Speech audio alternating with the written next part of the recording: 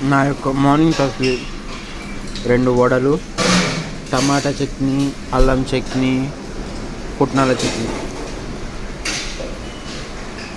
ఈరోజు నా మెను. రోజు మీరేమేమి తింటున్నారో, ఈరోజు మీరేం తిన్నారో కామెంట్ బాక్స్లో కామెంట్ చేయండి.